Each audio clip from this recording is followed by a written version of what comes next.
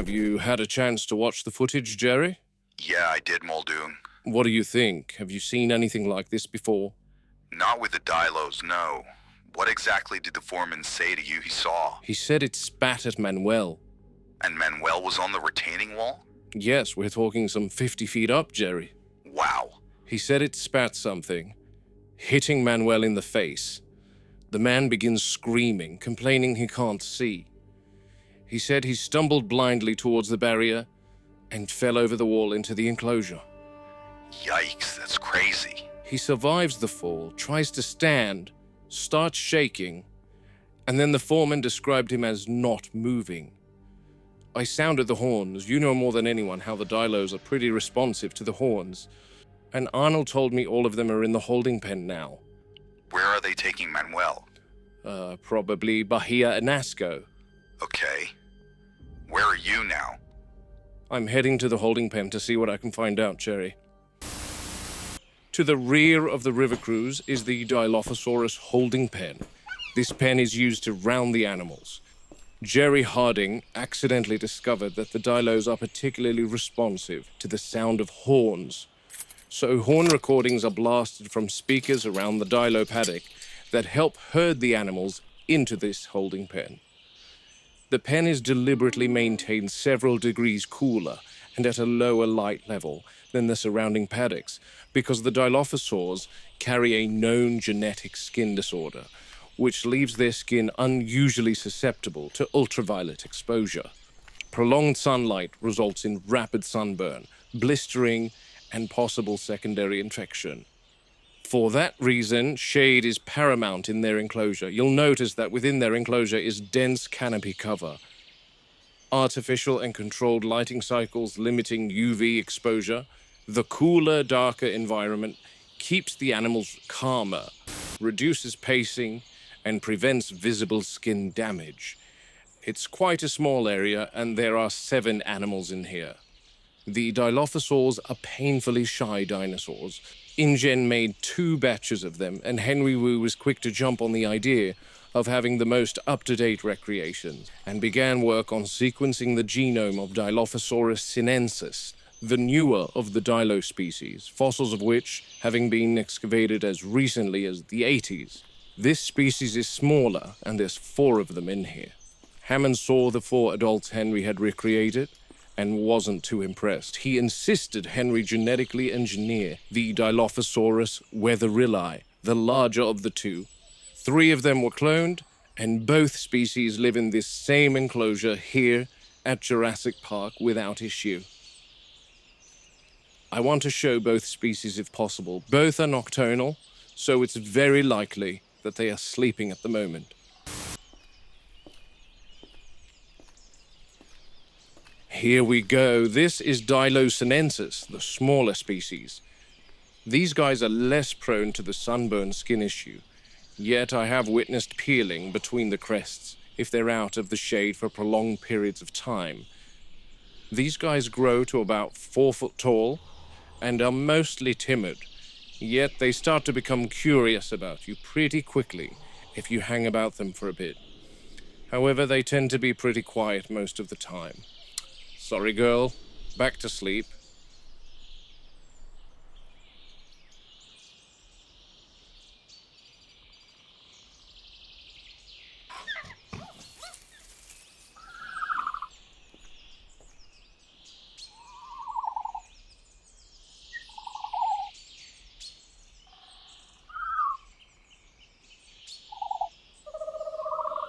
Hear that? If you didn't know there were Dilophosaurs here, you'd be forgiven in thinking that what you're hearing is the hooting of an owl. But it's no owl. That's the call of Dilophosaurus weatherilli. They actually creep me out. Like I said, they're the larger of the 2 species, but they're actually quite attentive to people. I would say the closest thing to them would probably be Australia's cassowary. But they are quite remarkable animals. They tend to deeply focus on their handlers and study them closely. And they have what I believe to be a very haunting characteristic. And I want to document such. She's right there. If If I can just get her to step out.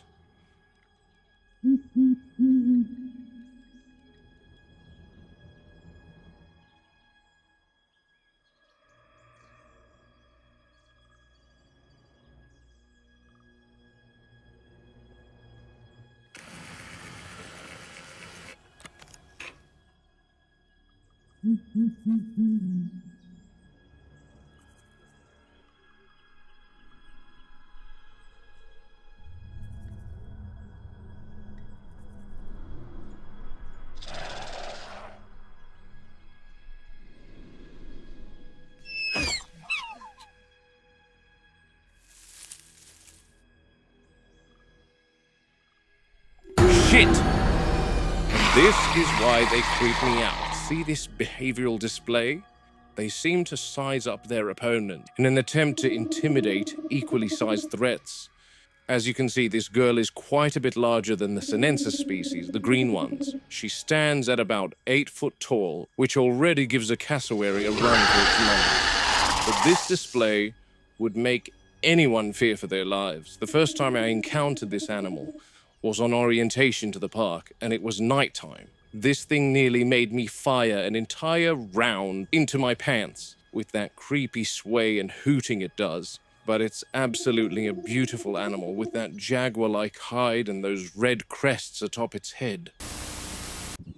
That's a chopper coming to collect Manuel from the Dilo enclosure. I'm waiting for them to airlift him out, and then I want to enter while these girls are still in here. But by the looks of it, it'll be evening before Regis makes the call to allow any of us to re-enter the enclosure. He's the park's PR person, and what that means here is he needs to make sure any accident is promptly contained and no one asks questions.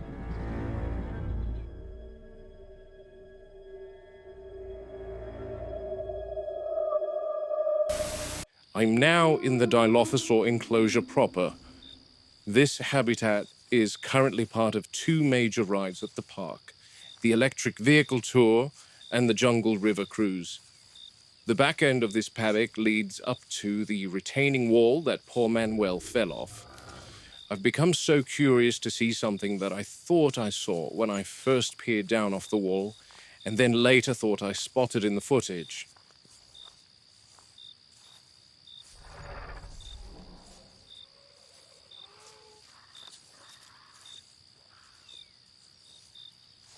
Here's the retaining wall. And here's where Manuel landed. The poor soul's helmet is still in the water. And this is the interesting part that I wanted to take note of. This black substance pooling around the helmet. Let me take a closer look.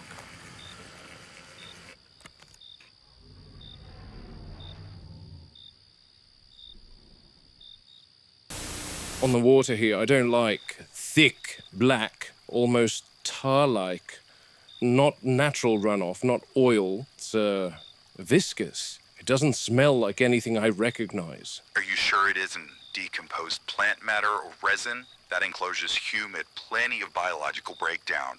Don't touch your face, whatever you do.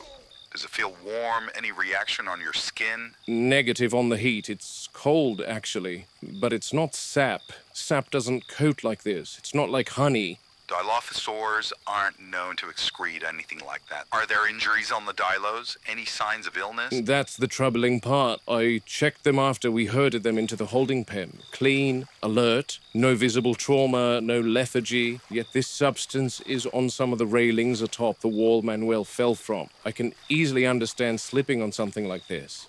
You're implying some kind of defensive secretion, Muldoon. I'm moving in deeper, Jerry. I'll sweep the perimeter first, then work inward. If there's more of that substance, it won't all be on bare rock. Proceed slowly. Dense vegetation traps residue. Anything expelled with force will settle low once gravity takes over. Watch for patterns, not just accumulation. Smears and streaks, pooling at the base of stems. That's where behavior leaves its fingerprints. Water's cloudy here. Silt and organic matter, but nothing stands out yet. No sheen on the surface, no discoloration. If this were waste runoff, I'd expect a gradient. There's nothing consistent. That's why the lower vegetation matters, Robert. Fecal waste follows predictable patterns. It breaks down quickly in water, disperses evenly, clings loosely to plant matter. You'd see diffuse staining, microbial bloom, a smell, ammonia, sulfur compounds. It certainly wouldn't appear elevated unless carried by flood surge, and the jungle river hasn't flooded to that scale. So if it's concentrated under the brush... Then it suggests deposition, not runoff. I'm checking the bases now. Nothing, just rot, mud, and insect life. Normal decay. If this substance was here recently, it's not widespread. Whatever happened, it happened in a narrow corridor. That narrows the event window. It means the worker didn't stumble into a contaminated area by chance. He intersected it. And if there's no residue beneath the vegetation elsewhere, then this isn't a chronic biological byproduct. It's episodic. I don't like episodic animals, Jerry. Especially ones we think we understand. I'm coming up empty so far. No pooled residue in the low spots. Either it was cleaned by the rain or it was never meant to linger. Or it was precise. Used once. Mark my words, Jerry, there's more to the dilos than we know. I've reached drier ground now. No standing water. If that black substance was carried by runoff, it should thin out here. We'd need to examine the cellular architecture under light microscopy. If it's fecal in origin, you'll see fragmented plant cells, microbial colonies. If it's secreted tissue, you'll find organized structures, glandular cells, protein matrices. So you're looking for intent again, design versus waste. Precisely. If it's a bodily secretion or there's an enzymatic agent involved, histology will show proteins, crystallized enzymes, or storage vesicles. Let me run something by you, Jerry. Sure. Is it possible that this substance is a kind of venom? Oh. Picture it like this. That substance behaving like a hunting aid. If it can be expelled accurately, it explains the splatter height and why a man lost his footing so fast. A blinding or incapacitating agent meant to immobilize a prey item without a prolonged struggle. Venom as a projectile? Yes, spitting cobra style. That would require specialized anatomy, not something that appears accidentally. Fossil records never suggested it, but I will admit our animals are already diverged from expectation. We sedate one and conduct exploratory surgery, check the maxilla, the jawline, the neck. If there are glands, ducts, anything resembling a storage structure, people are getting hurt because we're assuming limits that may not exist. Muldoon, you know John would kick up a stink about putting one under the knife for the sake of exploration. True, but let's say he's on board and we confirm anything even close to the idea of these animals being venomous. Containment protocols must change immediately. The river cruise cannot stay as it is. Open boats filled with people. If these animals can project something outward, distance and shielding become mandatory. Shit! You all right, Muldoon? Yeah, Jerry. Compies. Ah, the cleanup crew are there. They're feeding on something, Jerry. Looks like hatchling birds. And Jerry, there's that same black substance. Small prey wouldn't require physical restraint. This aligns far more with envenomation than blunt force predation. If the Dilophosaurs did this, they didn't need to chase or climb. They let this substance do the work. Venom used on prey implies a deliberate targeting behavior. Enough to kill birds, possibly enough to paralyze a man. That means we're done pretending this is theoretical. Birds today, workers tomorrow, guests after that if we're careless. This confirms it for me. These animals are hunting, with more than teeth and claws, and the park is not designed for predators that hunt from a distance. And watch yourself around the compies. Don't let them nip you. This is one of 7 lookout points along the length of the jungle river throughout the park. This one peers into the Dilophosaur enclosure specifically, but the others look out onto Sauropod Swamp to see the apatosaurs and hadrosaurs, etc., with the river eventually winding through the aviary. Still far from completion, but the general idea is guests can join the river cruise at any one of these 7 entry points, board a raft, and sail past several enclosures to get that up-close and personal experience that Hammond wants for all his guests. There's still a boarding ramp and jetty and things to add here, with the date of completion being somewhere before the end of next year. Yet regarding the Dilo specifically, Hammond definitely won't be thrilled about the idea of having large segments of this ride change so drastically. He's always said that he doesn't want his guests to feel like they are watching animals in a zoo. Getting them close to the animals is something he won't budge on. He always says everyone in the world has a right to enjoy these animals. Enjoy being the key word, not just view them, but enjoy them. But with safety in mind, either some sort of glass barricade needs to be erected alongside the electric fences to prevent the Dilophosaurs from shooting guests in the face with what is potentially venom, or the rafts used on the Jungle River ride need to be enclosed.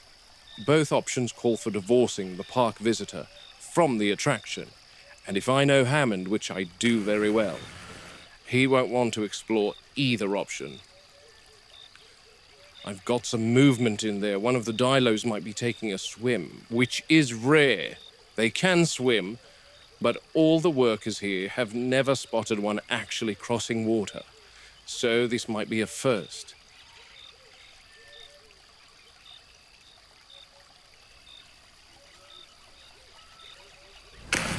No way.